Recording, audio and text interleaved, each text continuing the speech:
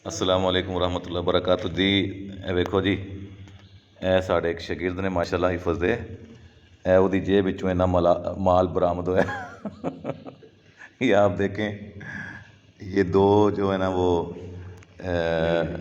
Nail cutter, एक ये है, उसके बाद ये कुछ पैसे हैं जी, ये रुमाल है, ए बैटरी भी रखी जनाब ने, ए वेखो टेपां जी, एक दो ए तीन चार पाँच छे टेपां भी बजुर्गों को निकलियां ने।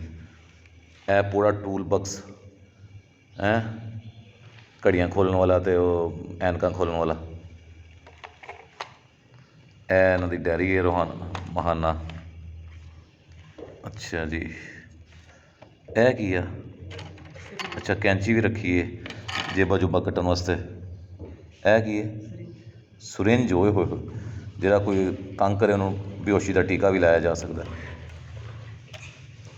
ए की है? अच्छा, फिर नस्या जा सकता है मोटरसाइकिल पर बह के, चोरी करके फौरी बंदा नस सकता है। ए बाइक भी स्पैशल रखा है। ए की हजरत है?